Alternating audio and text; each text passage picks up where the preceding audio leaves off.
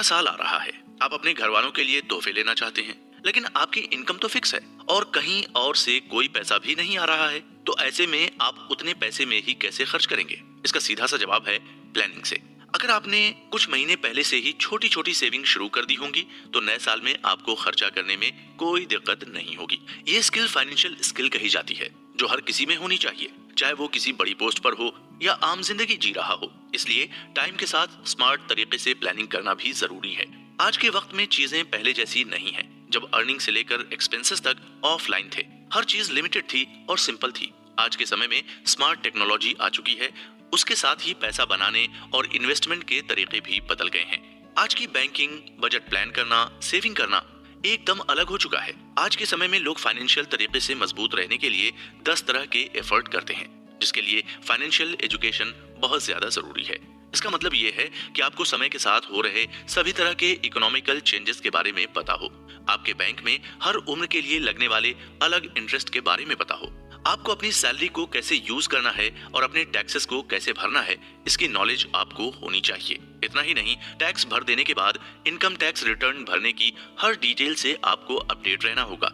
ये सब चीजें किसी किताब में लिखा हुआ नहीं आता, बल्कि न्यूज, सोशल मीडिया के जरिए आप इन सभी प्रोसेस की डिटेल्स को रिवाइज कर सकते हैं। अगर छोटी छोटी बातों पर ध्यान दें तो हमें कैसे अपने हॉलीडेज प्लान करने हैं, हर साल होने वाली छुट्टियों में क्या करना है, इन सब की प्लानिंग भी फाइनेंशियल लिटरेसी में आती है। हमें अपने खर्चों के लिए कुछ गोल्स सेट करने होते हैं, जैसे कोई लोन कैसे लेना है, बच्चों की फीस कैसे मैनेज करनी है। फाइनेंशियल लिटरेसी में फ्यूचर प्लानिंग सबसे ज्यादा जरूरी है। अगर कभी किसी बड़े अमाउंट की जरूरत पड़ जाए तो आपके पास कोई सेविंग है या नहीं, कभी अचानक काम बिगड़ जाए या नौकरी चली जाए, तो ऐसे समय के लिए आपने पहले से क्या सेविंग की है, ये सब आपको समझना होगा, जिसमें रिटायरमेंट के बाद की प्लानिंग से लेकर किसी अचानक बनने वाले प्लान के एक्सपेंसेस भी शामिल हैं। आप महीने में कितना कमाते हैं, कितना खर्च करते हैं और कितना बचा पाते हैं, इसका भी डेटा बनाकर रखें। एक फिक्स अमाउंट अपनी इनकम से जरूर निकालें और उसे बैंक में जमा करें। हमेशा अपनी इनकम से 2 गुना इमरजेंसी फंड अपने पास रखें, जिसके लिए आपको छोटी छोटी सेविंग्स पहले से ही करनी होगी। कोशिश करें कि आपके पास इतनी बचत हो कि आपको किसी और से कभी उधार या लोन नहीं लेना पड़े, क्योंकि लोन चुकाने के लिए एक रेगुलर इनकम भी जरूरी है और साथ ही इसमें ब्याज भी देना होता है। आपने कई बार देखा होगा कि लोग बैंक से लोन लेते हैं और ब्याज की सही जानकारी नहीं होने की वजह से बड़े नुकसान झेलते हैं। इसलिए जब भी लोन लें तो ब्याज की पेमेंट और लेन देन की ठीक से जानकारी भी रखें।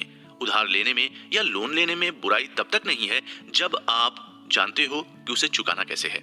चलिए अगले एपिसोड में और नई आदत को जानते हैं। आपके आसपास कई ऐसे लोग होंगे जो आपके हर कदम पर आपका साथ देते होंगे। वहीं कुछ ऐसे भी लोग होंगे जिनकी आदत होगी हर चीज में कमी निकालने की। ऐसे लोग सिर्फ आपका काम ही नहीं बिगाड़ देते, बल्कि आपका कॉन्फिडेंस भी गिरा देते हैं। ये बात तो आप भी समझते होंगे कि जितने अच्छे दोस्त होंगे आपकी लाइफ उतनी ही खुशहाल होगी।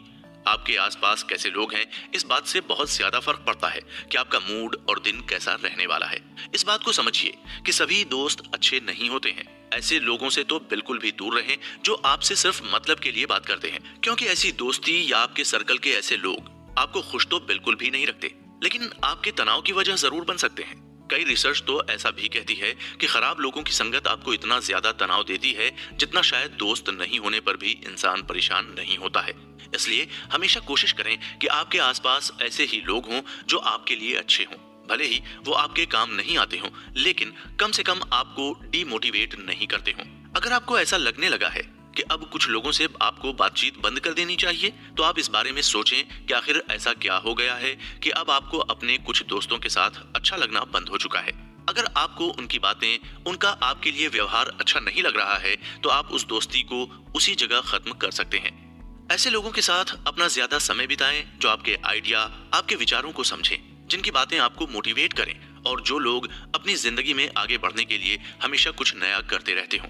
यकीन मानिए, पॉजिटिव लोग सिर्फ आपके प्रेजेंट ही नहीं, फ्यूचर के लिए भी अच्छे होते हैं, क्योंकि वो आपके साथ अगर एक बार आ गए तो वो आपका साथ कभी नहीं छोड़ेंगे। पॉजिटिव लोगों की खास बात ये होती है कि वो आपसे बात भले ही नहीं कर रहे हों, लेकिन उनके एक्शन ऐसे होते हैं कि उनकी प्रेजेंस भी आपको रिलैक्स करती है।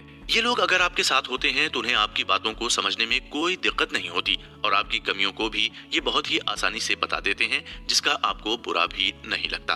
अब ये लोग आपके ऑफिस में साथ में काम करने वाले लोग भी हो सकते हैं, आपके दोस्त भी हो सकते हैं, आपके बॉस भी हो सकते हैं। आपको बस समझना है कि आपके सर्कल में ऐसे लोगों की इन्वॉल्वमेंट कम हो जो सिर्फ आपको जज करने, आपकी बातों का मजाक बनाने, आपके फैसलों की डिसरिस्पेक्ट करने के लिए हमेशा तैयार रहते हो।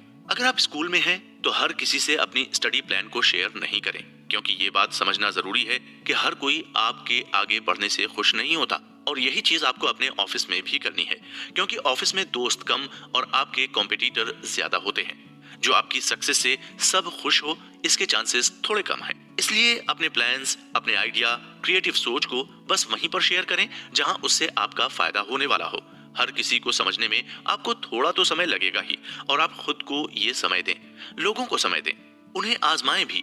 आपको धीरे धीरे समझ आना शुरू हो जाएगा कि कौन लोग आपके लिए अच्छे हैं और कौन से लोग बस अपने मतलब के लिए आपके साथ जुड़े हुए हैं। चलिए अब आगे बढ़ते हैं और अगले एपिसोड में एक और आदत को जानते हैं।